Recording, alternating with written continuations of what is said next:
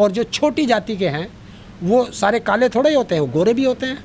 तो ये तो सब प्रकृति के आप देन है। मानते हैं जाति छोटी बड़ी होती हैं? देखिए, मेरा अगर अपना पर्सनल है, मैं तो किसी को मानता नहीं, मैं तो सबको बराबर मानता हूँ। आपको मैं बता सकता हूँ कि मेरे गाज़ियाबाद में एक एससी समाज के 2 लोग हैं मेरे दोस्त, एक जिसको आप लोग चमार कहते हैं और एक को भंगी कहते हैं। और जब भी कभी मेरे घर आते हैं, हम तो तीनों एक ही थाली में खाना खाते हैं। ये मैं हकीकत बता रहा हूँ। और अगर उनको अलग थाली में खाना दे दिया, थाली फेंक दे, वे ज़बरदस्ती मेरी थाली में आकर खाओगे। तो मैं तो ऐसे मानता हूँ। अब इसे तुम कैसे लोगे, ये अलग चीज़ है।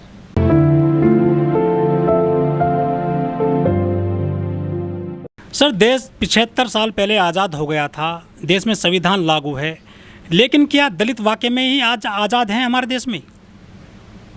भाई, आज़ाद तो इस देश में कोई भी ना, मतलब सिर्फ राजनेताओं के अलावा कोई आज़ाद नहीं। किसको आज़ादी है? जब देश के अंदर संविधान की धज्जियाँ उड़ेंगी तो कोई आज़ाद नहीं। अगर देश को संविधान से चलाओगे तो सबको अधिकार मिलेंगे, और जब देश को संविधान से ना चला के अपनी मर्जी से चलाओगे तो फिर तुम आज़ादी कैसे कह दोगे? लेकिन जो किसी व्यक्ति को जो मूंछ आती है, दाढ़ी आती है, बाल आते हैं सिर पे, वो तो नेचुरल चीज़ है। कोई आदमी दाढ़ी बढ़ा ले, मूंछ बढ़ा ले, उसका कत्ल कर सकता है क्या कोई देश में? हाँ, हुआ नहीं है अभी? आपने देखा होगा, राजस्थान में हुआ एक कत्ल। जितेंद्र मेघवाल। हाँ, उसका जितेंद्र मेघवाल नाम है शायद उसका, बेचारे का। उसका हुआ मूंछ रखने पे। अरे ये तो मूंछ है, आदमी के अंदर मूंछ नहीं होगी तो फिर क्या करेगा वो? तो क्या दलित मूंछ नहीं रख सकता देश में? बात दलित और उसकी कहाँ कह रहा हूँ मैं तो करता ही नहीं, किसी भी जाति और धर्म पे तो मैं बात ही नहीं करता। मैं सीधा कहता हूँ, देखिए मुझे स्वयं, मैं कैसे रहूँ, कैसे जीऊँ, क्या खाऊँ, क्या पीऊँ, कैसे बाल रखूँ, कैसी दाढ़ी रखूँ, कैसी मूंछ रखूँ, ये मेरा अपना अधिकार है, ये मेरा संवैधानिक अधिकार है, मुझे संविधान ने दिया है। और आप इस पे मेरे पे ऑब्जेक्शन करो तो ये आप गलत कर रहे हैं, आप संविधान का उल्लंघन कर रहे हैं। रूढ़िवादिता, मानसिकता खराब है।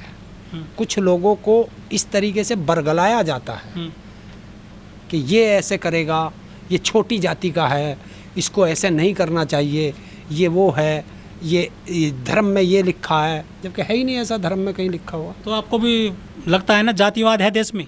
नहीं, मैंने क्या कहा, इस देश को बर्बाद ही जातिवाद और धर्मवाद में किया जा रहा है। दलित घोड़ी पे नहीं चढ़ सकते, अच्छे कपड़े नहीं पहन सकते, अच्छी गाड़ी नहीं ले सकते। अगर इन चीज़ों का शौक़ करेंगे तो उन पे जानलेवा हमले होते हैं। कब तक वो ऐसी प्रताड़ना झेलेंगे?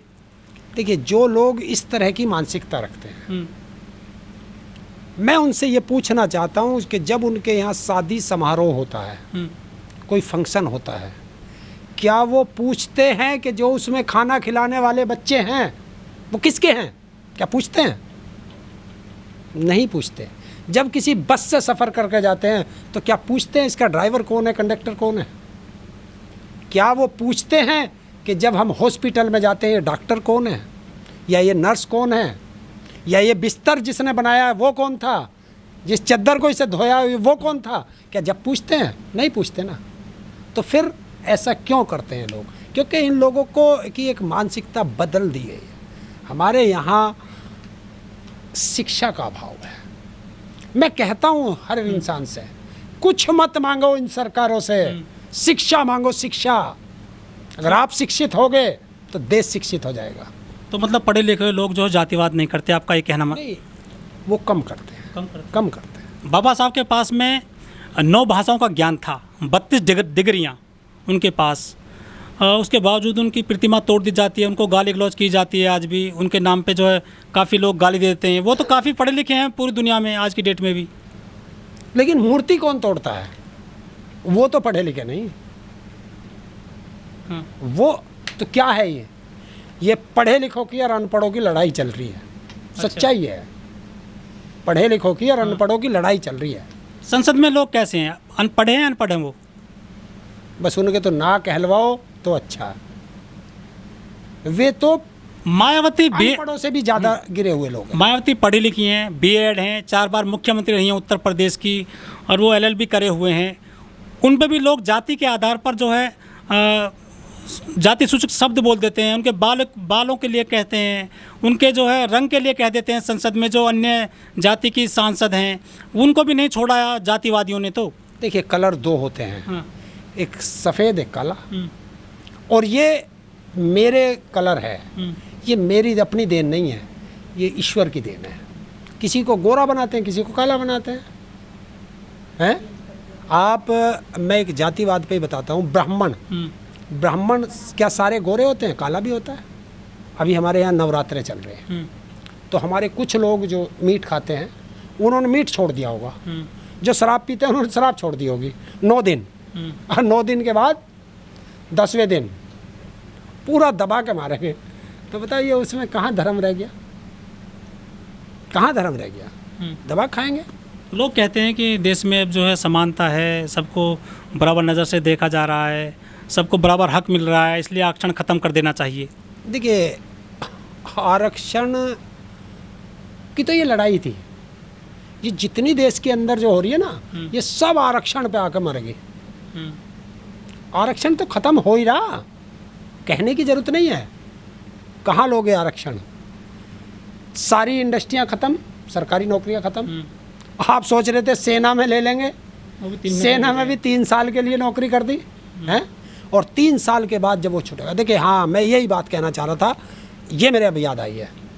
देश के प्रधानमंत्री जी ने कहा था कि मैं भी चौकीदार, कहा था, तो आप समझे नहीं। उसने कहा था देश को चौकीदार बना करके छोड़ूंगा। किसान चौकीदार बना चुका है, क्योंकि किसान दिन भर काम करेगा और रात को डंडा लेके खेतों पे चौकीदारी करेगा। किसान गया, रहा जवान। अब हर 3 साल के लिए आपको नौकरी मिलेगी।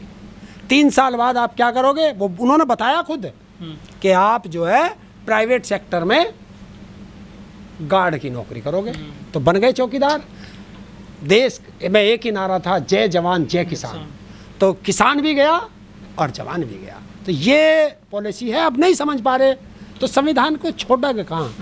नहीं तो जब कोई गवर्नमेंट जॉब रहेगी नहीं, वहाँ भी प्राइवेट सेक्टर आ जाएगा, तो फिर आपको आरक्षण मिलेगा कहाँ? ये तो आरक्षण स्वयं ख़त्म करती जा रही है। जो इनकी पॉलिसी है कि 95% जनता को गरीब रखो और 5% जनता के हाथ में पूरा व्यवस्था दे दो। और जब हम सुबह उठें और हमें 2 रोटी मिल जाएं तो वो हम देश का विकास समझें, ये उस तरफ जा रहे हैं।